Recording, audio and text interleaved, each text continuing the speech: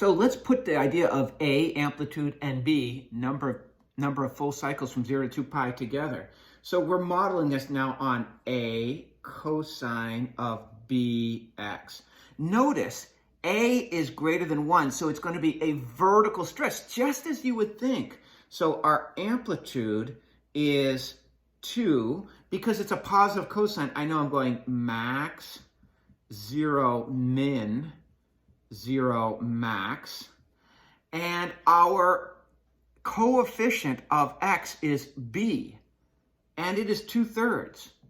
So now think, a 2 stretched us vertically, a 2/3, it's the crazy cuckoo bizarre bonkers world, it's actually going to stretch us by a factor of 3/2.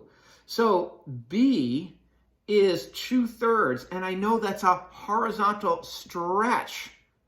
What's our factor? Well, it's going to be 2/3. Our period, of course, is 2 pi over b, which is 2 pi over 2/3. When I keep change flip, I get 2 pi times, do you see where this factor is coming in?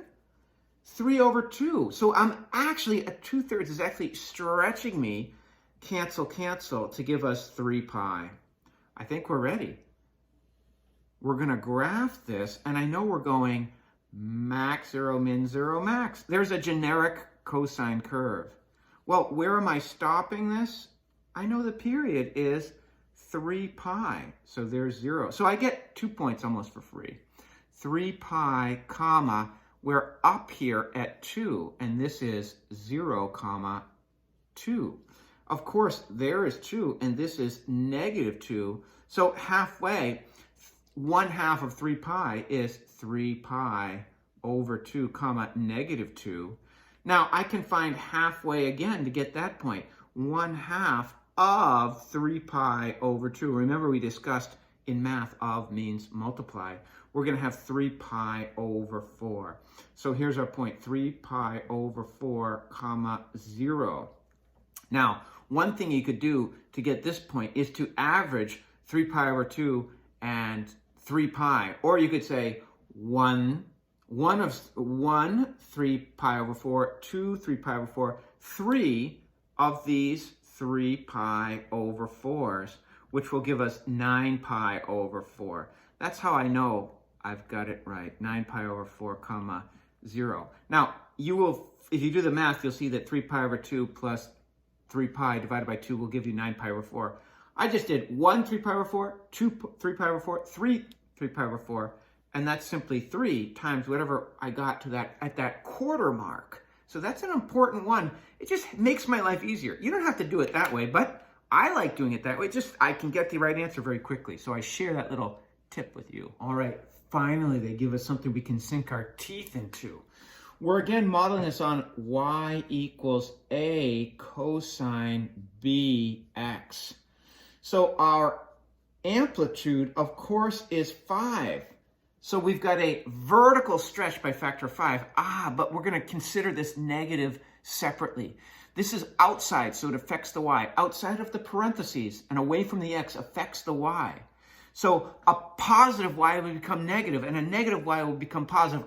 We're reflecting over this horizontal axis. So that means instead of max 0, min 0, max, we're going to be min 0, max 0, min will be our 5-point pattern. Our b is 2 pi. Now, that means that there are 2 pi cycles from 0 to 2 pi, which means our period is 2 pi over b, which is going to be 1. Now, look at this. A 2 pi, remember pi is 3.14, so 2 pi is 6.28. We've got a number bigger than 1. So we're going to have it's actually going to be a horizontal shrink by factor 1 over 2 pi. Just remember, it's the crazy cuckoo bizarre bonkers world inside. 6.28 actually shrinks you? Yeah, it does. It does. So we can go about graphing this. Now, I'm going to draw a generic negative cosine function. Min 0, max 0, min. There it is. And I know that our period is, remember, 1 what? Don't freak out. 1 radian. So we're here at 1.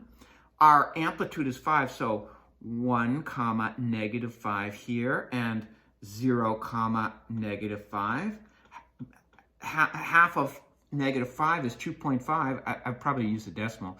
So I'll go 2.5 comma, I'm sorry, that's my y. My x is 1, so half of 1 is simply 1/2, or 0.5 comma, well, if my amplitude is 5, I'm up to 5 and down to negative 5, so that's going to be 5 there. Half of 1/2, of course, is 1/4, or I'll make this 0.25 comma 0.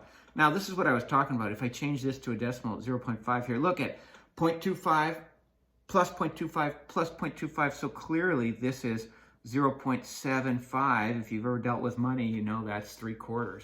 So I've got my 5-point pattern. Not bad, not hard.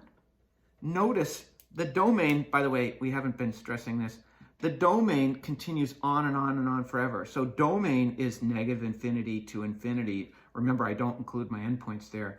And my range is negative 5. That's my minimum y. My eyeball scan from low to high. And I put my boxy brackets there. Done.